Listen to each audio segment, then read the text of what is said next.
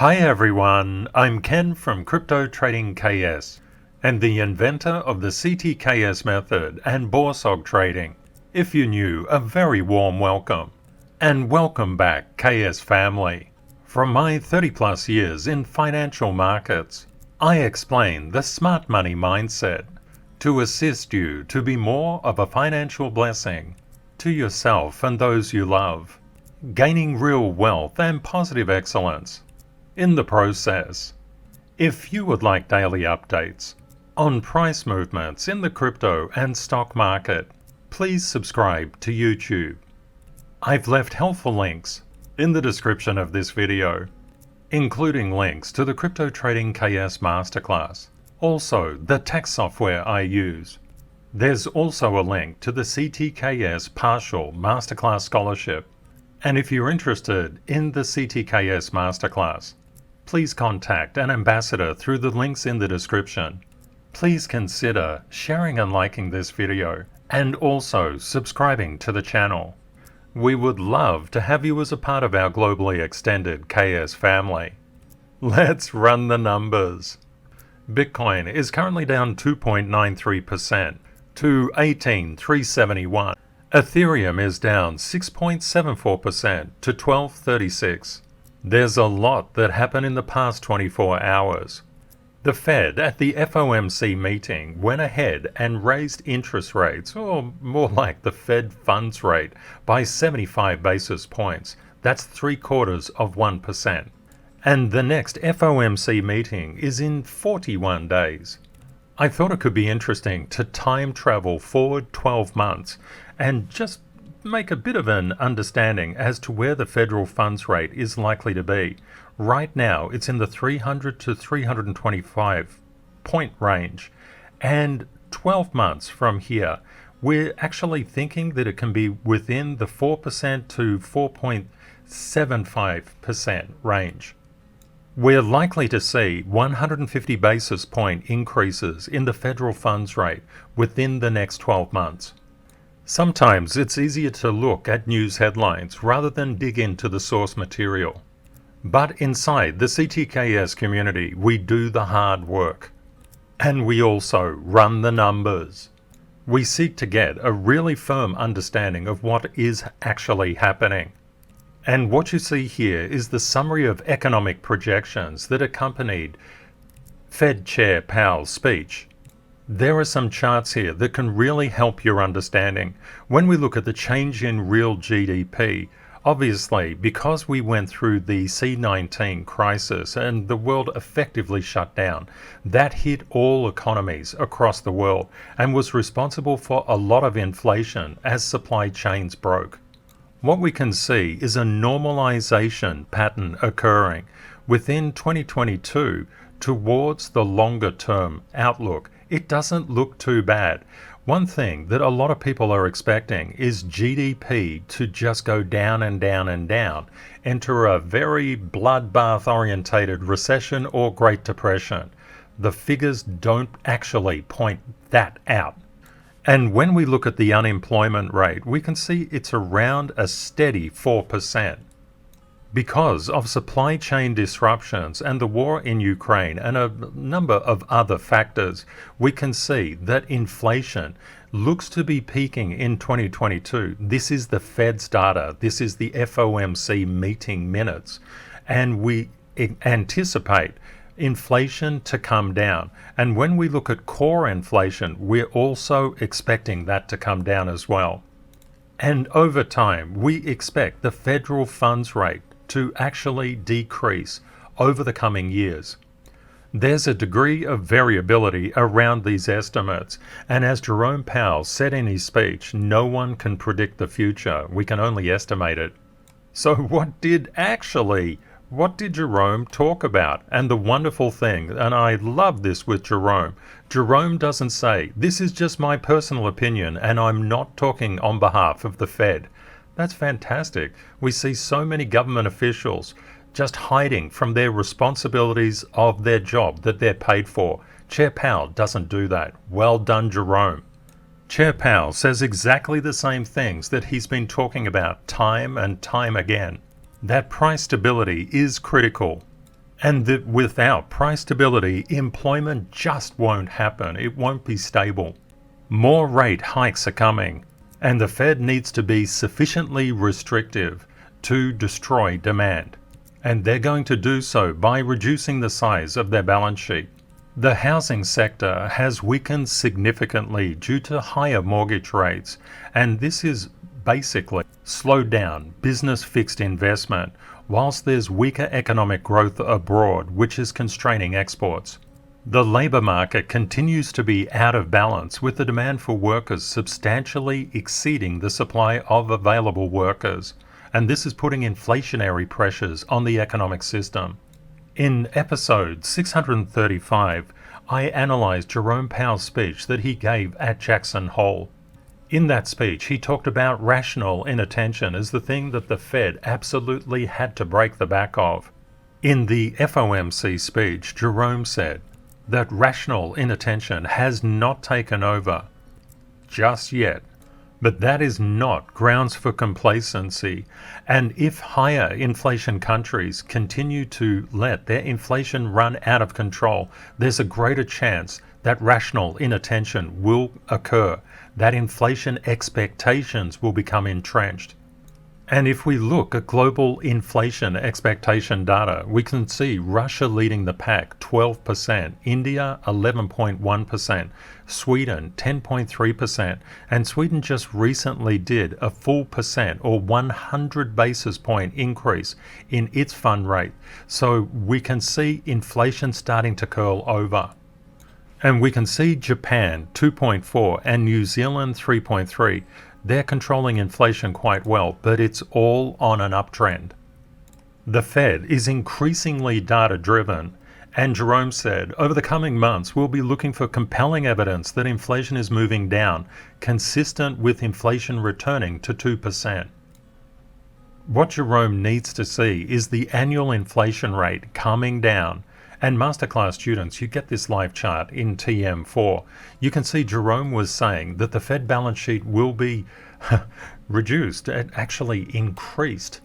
This is why we go independent, because we want to see the numbers, we want to run them.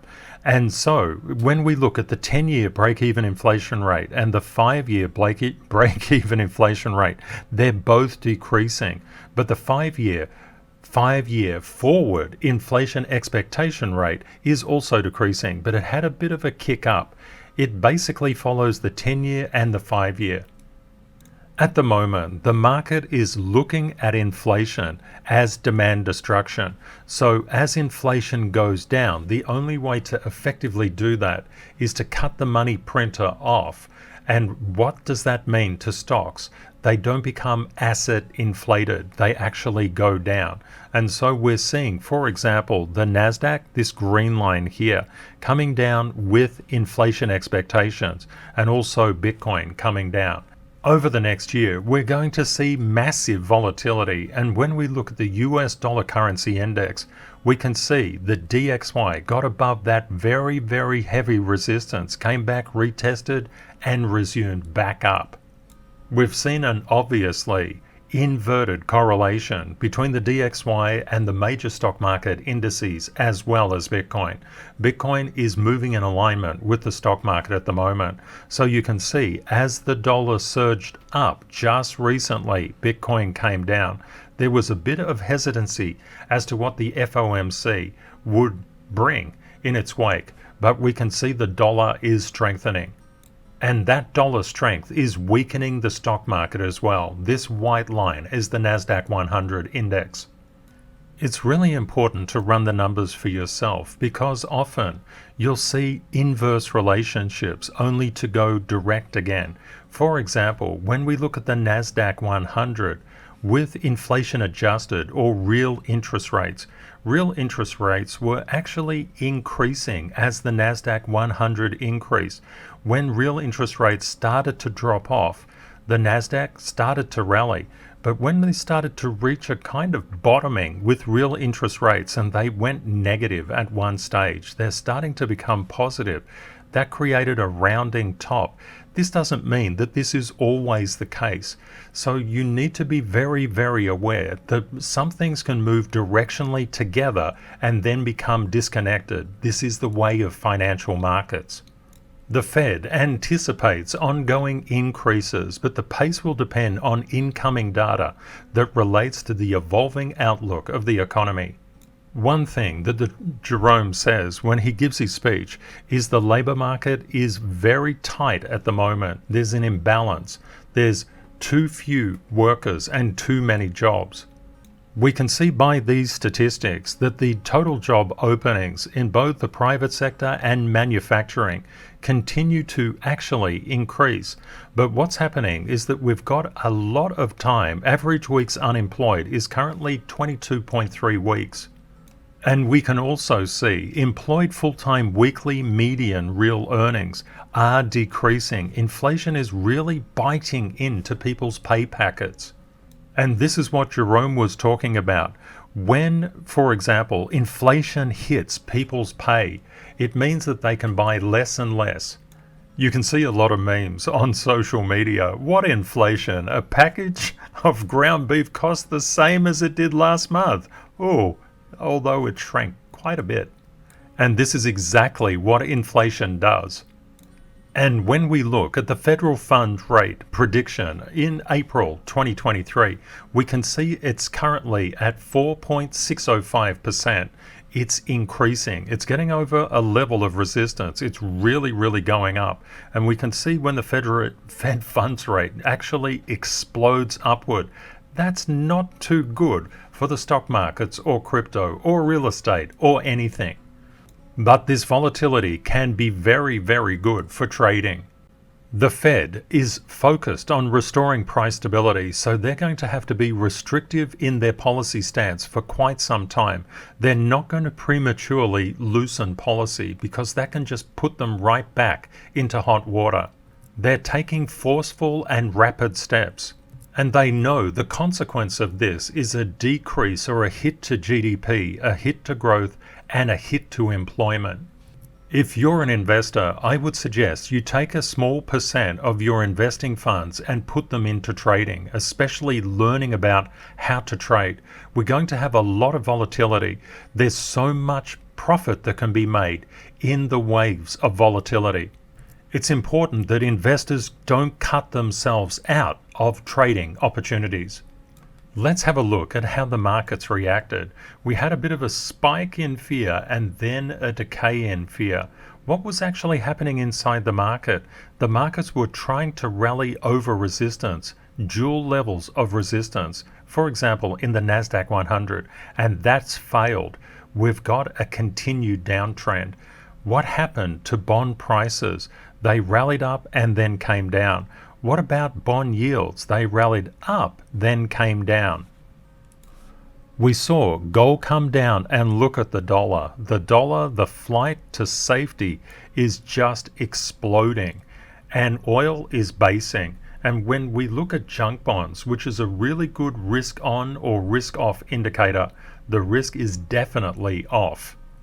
I believe that next few years are going to be very, very volatile, and there's going to be a lot of money made from trading and not so much from investing, unfortunately. Because Bitcoin trades 24 hours a day, 7 days a week, it never sleeps, just like the CTKS community. Bitcoin is an incredibly good gauge of where the stock market could be going, and of course it's impacted by the forex market as well, which makes it a fascinating asset. Yes, Gary Gensler, it is an asset. It is not a security.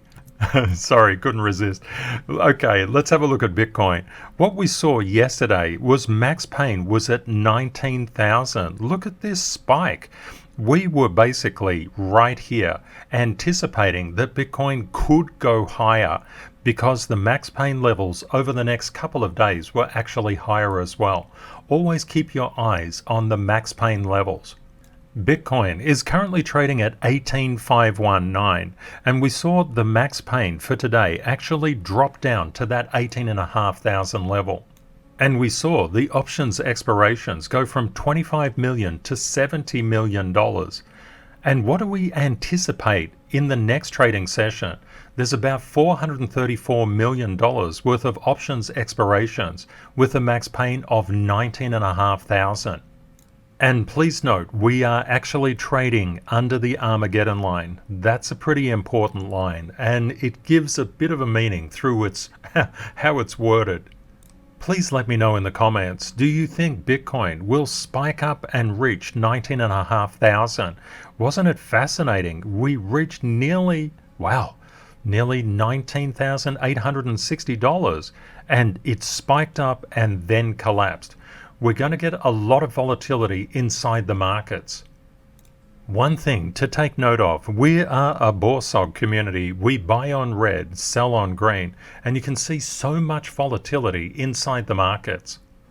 You can see the price can come down, but it goes up as well. Its price is always moving in a wave, down about 4.9%, up about 6%, down nearly 8.7%.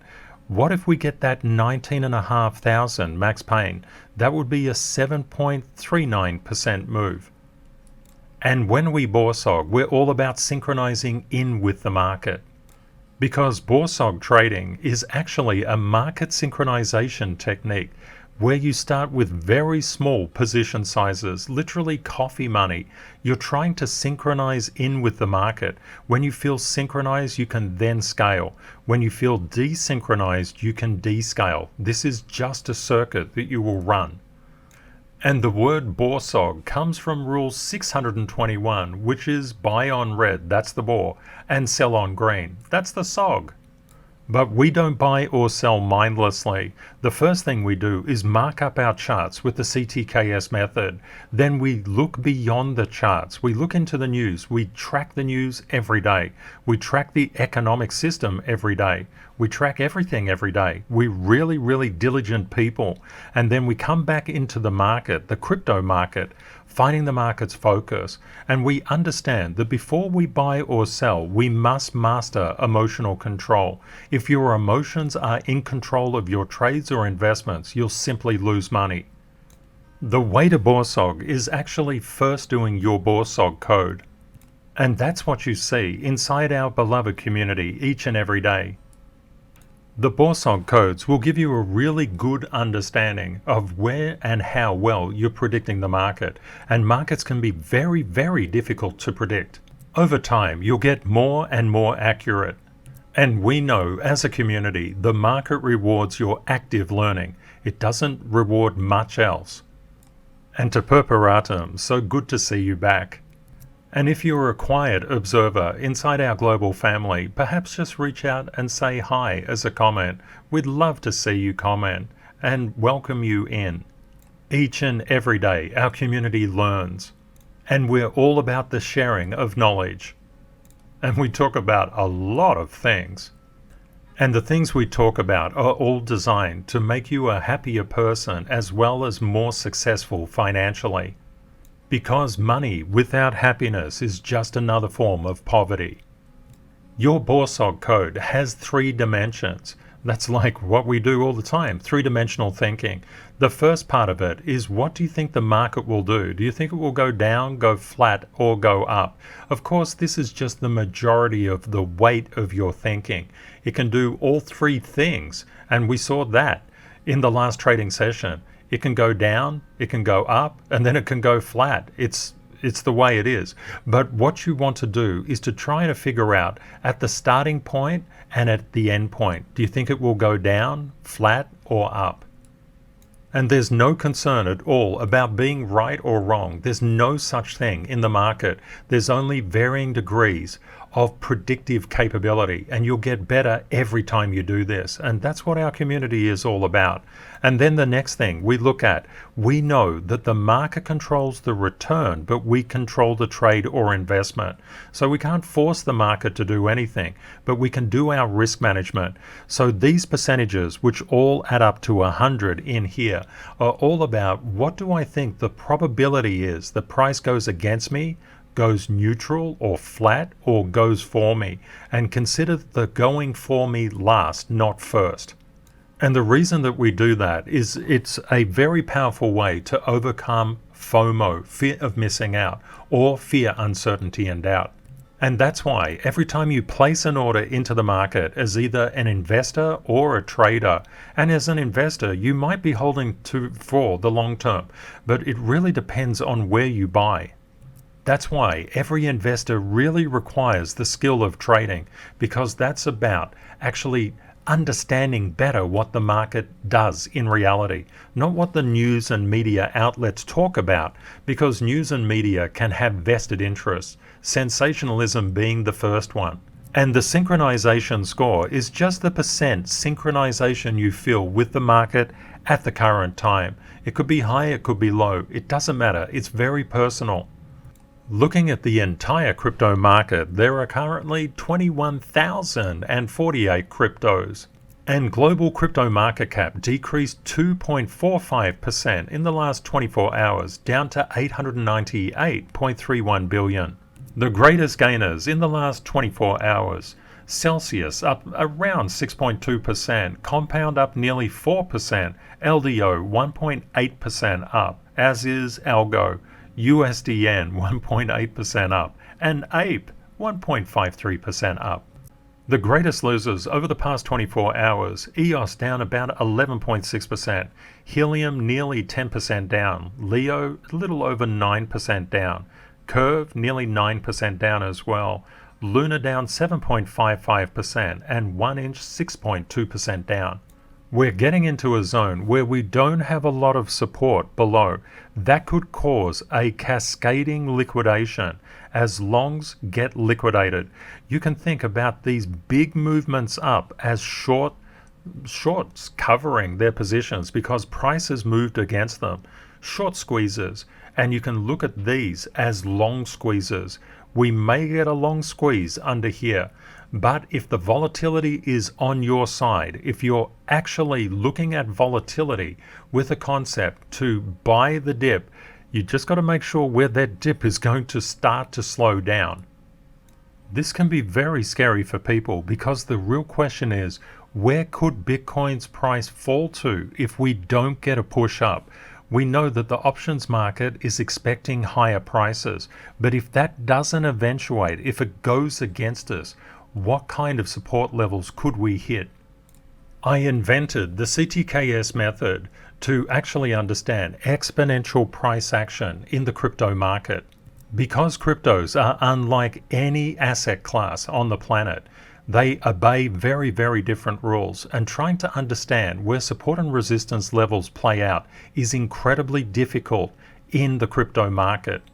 Coming from a maths and sciences background, and being a former lecturer in first and second year statistics, I took this as probably one of the biggest problems that exists in the crypto market.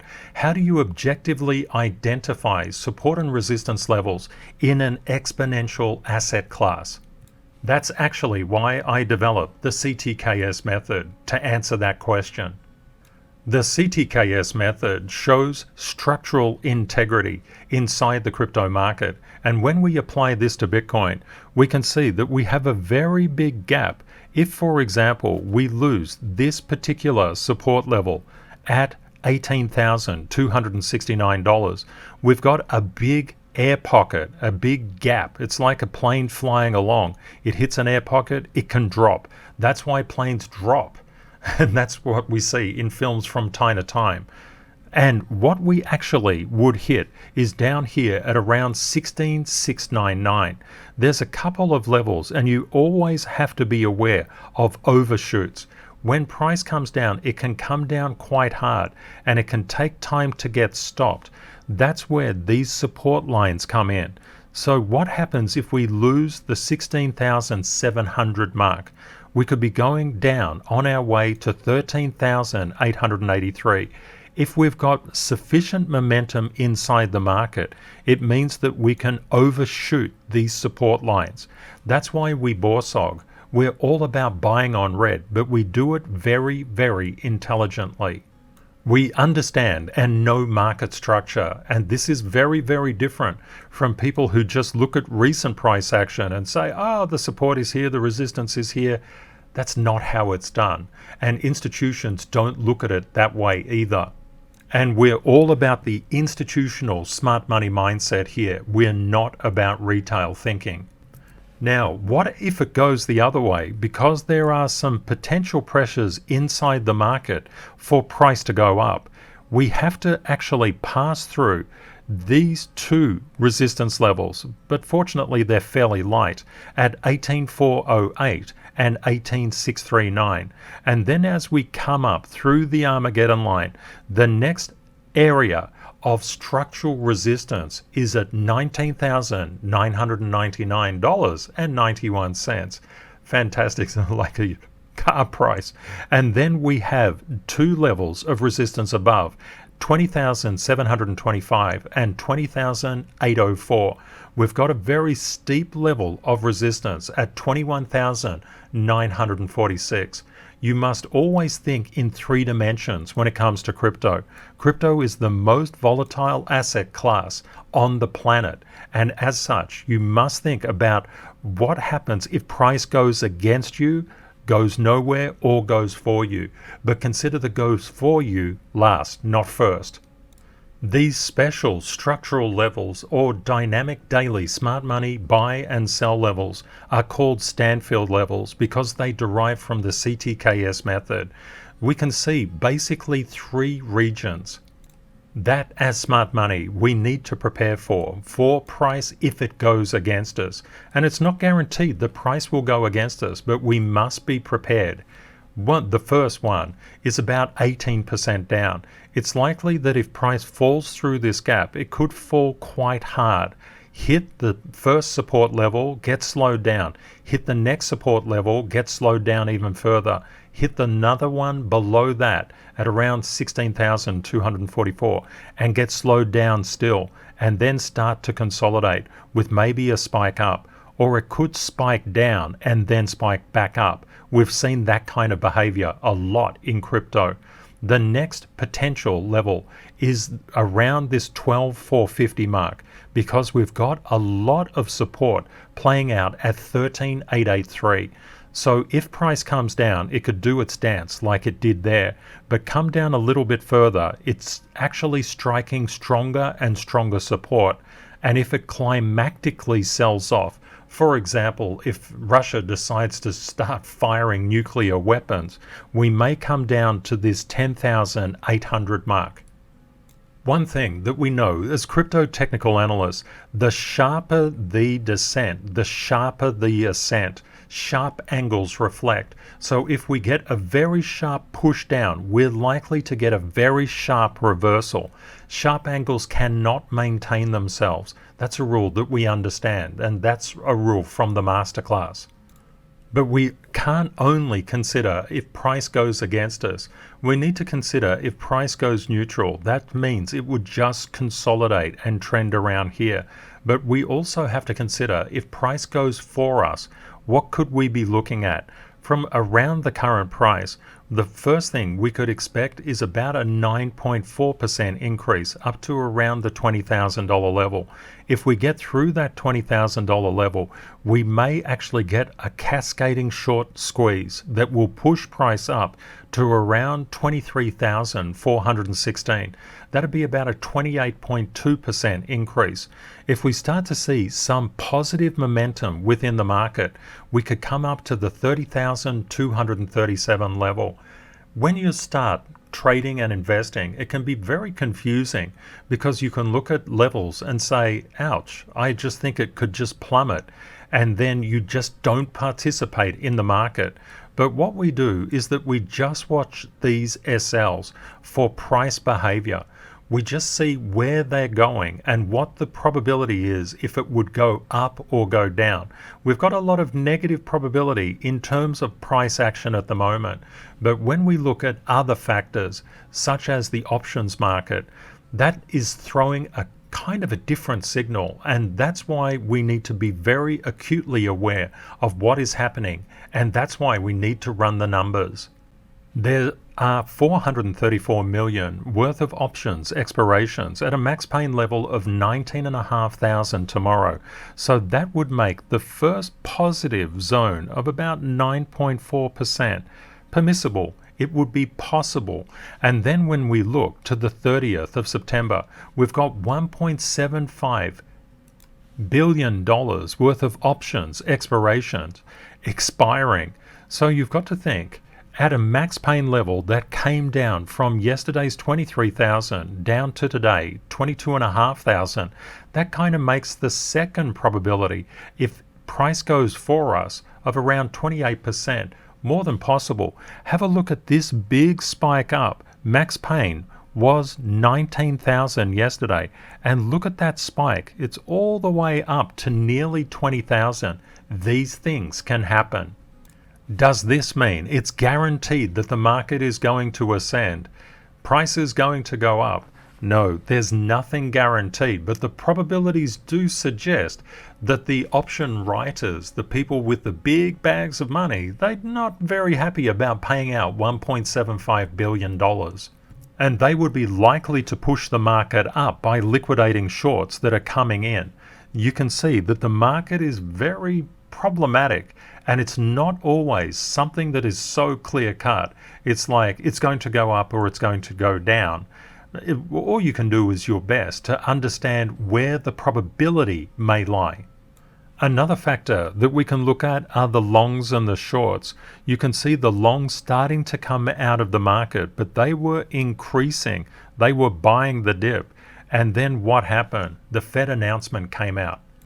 We want to look for significance, so we see 318.5 million in total liquidations across 88,397 positions. And in the past 24 hours, about 65% of total liquidations were long liquidations. Over the past 12 hours, say 67% long. Past 4 hours, about 86% long.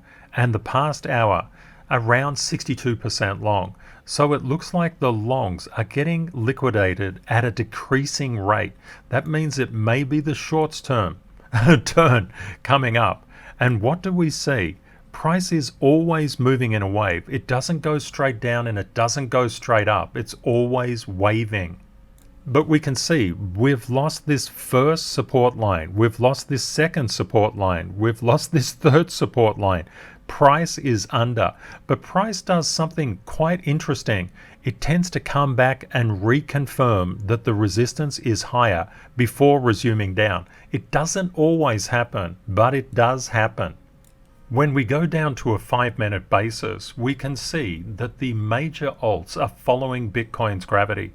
And with the push up and then the sell off, they're not escaping the gravity. XRP is behaving with more strength, and that's because the court case may in fact go in XRP's favor with the SEC. Fantastic. The entire crypto universe needs that. And when we look at Solana moving in alignment just a little stronger than Bitcoin's gravity, Doge still moving in alignment, Matic moving in alignment, and finally DOT showing a bit of strength, as is ADA. As a community, we abide by positive excellence, which gets us out of Zone 1 and Zone 2, panic and blame, through boundaries and learning into Zone 3 and Zone 4. We had so many incredible comments about boundaries. We're running a little bit over time on this particular video, so I want to keep things short, but I'll definitely talk about boundaries in the next video. So if you have anything that you would like to add about boundaries, please do so. As a BORSOG community, we're always looking for opportunities inside the crypto market, and positive affirmations are so important when you trade. That's why we have the CTKS Creed, which primes our mind for profitability in the crypto market.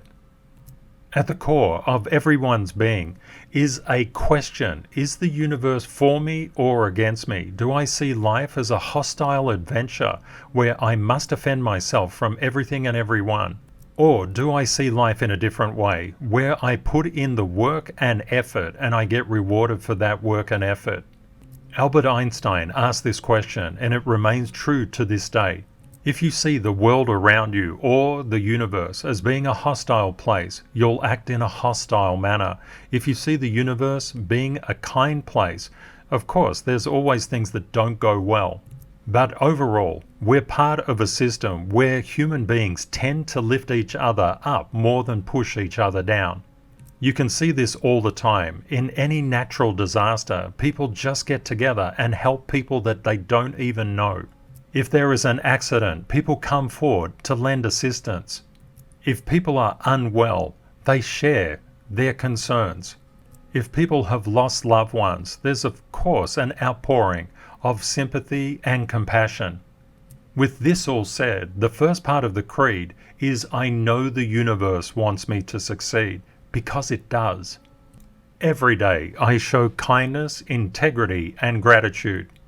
I know opportunities in life reset daily. I am worthy. I go slow to go fast. I start small and scale with BORSOG. Life pullbacks give me the strength for the next life rally. I am dedicated and committed. I win or learn and never blame. Please consider sharing and liking this video and also subscribing to the channel. We would love to have you as a part of our globally extended KS family. Please remember, crypto is volatile. Always prepare yourself for the best and worst case scenarios. Reality will likely be between them.